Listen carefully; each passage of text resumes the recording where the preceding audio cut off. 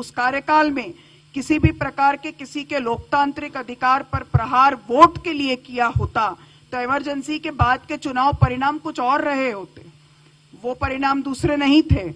उन्होंने उसको, लोगों के मैंडेट को पूरे विनम्रता से स्वीकार किया और कहा कि वो लोकतंत्र के प्रति उनका संकल्प अड़िग है और वापस वो लोगों के बीच में गई। और फिर इतिहास है कि किस तरह से सबसे पहले वो मोतिहारी में उस वक्त की सत्तारूढ़ सरकार जिन दलितों तक नहीं पहुंच पाई थी, वो हाथी की पीठ पर भी बैठ करके वो गई और उसके बाद वापस उन्होंने लोगों का जनमत हासिल किया और लौट कर आए।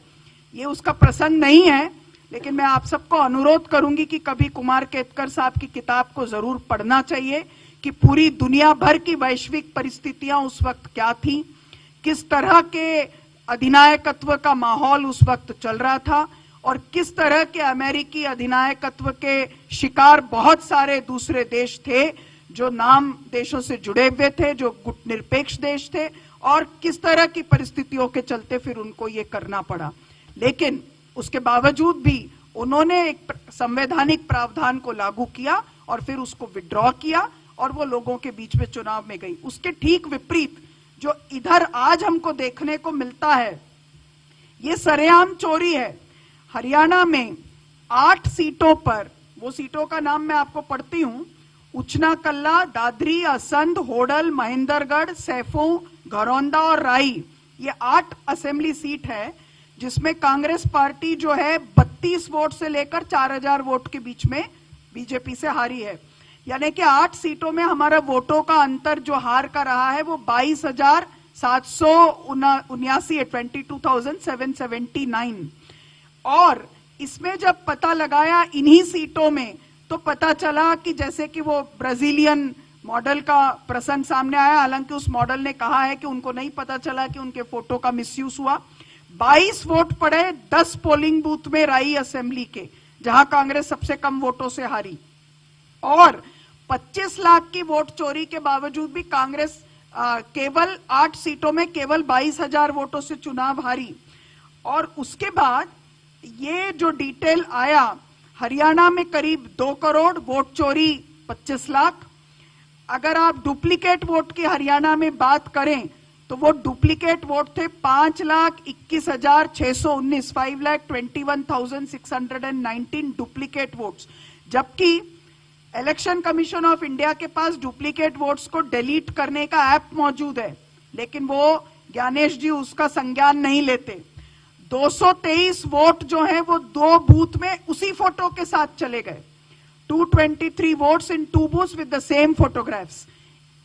इस तरह से अगर देखें, हाँ एक और दिलचस्प है वहां का, 1,24,177 वोटर्स हैड फेक फोटोज, यानी कि वो व्यक्ति ही नहीं है, गलत फोटो के साथ 1,24,177 लोग वोट करने चले गए। इसी के पास सॉफ्ट कॉपी सॉफ्टवेयर था जिसमें वो डुप्लीकेट रिमूव कर सकते थे, फेक फोटो के साथ आए हुए लोगों को पकड़ सकते थे, लेकिन उन्होंने ये नहीं किया।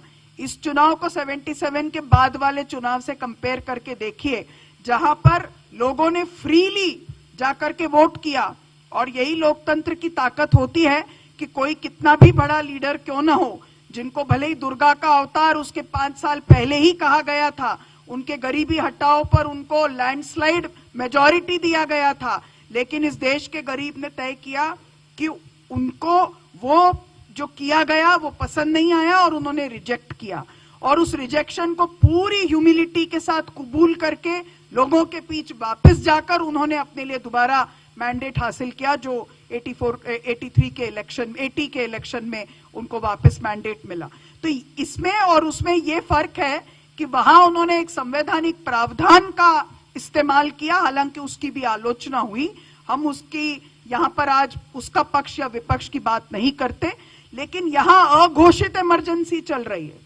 आज हिंदुस्तान में अघोषित इमरजेंसी है, जबकि सारी संस्थाएं सबवर्ट होती हैं, जबकि सारे संस्थाएं जिनका इन्होंने भी जिक्र किया सबको वेपनाइज किया जाता है, सबको पॉलिटिकल टूल बनाकर डिसेंट को रोका जाता है, जबकि वो सब एजुकेशन इंस्टीट्यूशंस हो, चाहे वो सीबीआई हो, चाहे ईडी हो, चाहे इलेक्शन कमीशन ऑफ इंडिया हो, चाहे पार्लियामेंट हो, इन सबको सबवर्ट करने की कोशिश होती है। और जब निर्भीक लोग इसके लिए आवाज उठाते हैं, उन्हें आतंकवादी करार दिया जाता है। सोनम वांगचुक उसके सबसे ताजा उदाहरण है। उमर खालिद को आज तक बेल नहीं हो पाई है, और भी ऐसे कई कारण सामने आते हैं। तो ये जो अघोषित इमरजेंसी इस देश में आज है, जहां पर लोकतंत्र को पूरी तरह से कैद कर लिया जा रहा है और उसकी कोशिश हो रही है, उसके लिए हम चाहते हैं कि वोट चोरी का अभियान लोगों के बीच में लेके जाएं। क्योंकि देश के गरीबों के पास बार्गेनिंग की एकमात्र ताकत है, और वो है राजनीतिक वोट की ताकत। और जिस दिन वो सब वोट हो गया, तो फिर उसकी सुनवाई के लिए और कोई चैनल बाकी नहीं बचेगा। तो ये मैं आप सबसे अनुरोध करना चाहता हूं।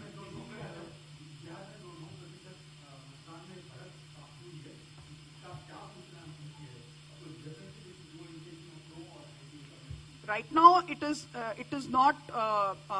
not appropriate for me to comment on it, since I have not been involved in the Bihar election. I have not been part of the Bihar election campaign. I would not like to comment on it. लेकिन आप भी जानते हैं कि जब vote प्रतिशत बढ़ता है, तो वो किसी चीज का इंडिकेटर होता है। और इस देश की जनता ने दिखाया है कि तमाम चोरी के बावजूद भी, मतलब 25 लाख वोटों की चोरी होने के बावजूद भी कांग्रेस केवल 8 सीटों से अगर एक राज्य में पीछे रहती है, तो इस देश के लोगों के ऑर्गेनिक विजडम पर जो हमारा विश्वास है वो अटूट है।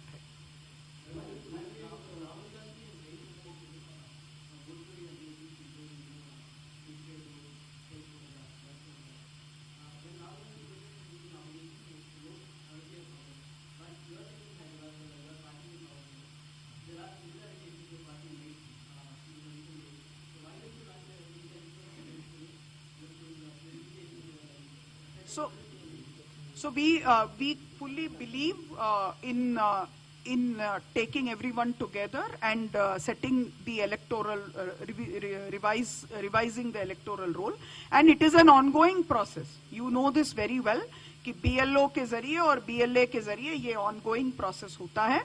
हरियाणा और महाराष्ट्र में जानबूझकर एक पार्टी को पूरे इलेक्टोरल रोल्स दिए नहीं गए, ऐसा पहली बार हुआ।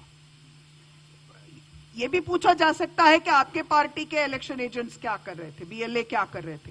सवाल यह है कि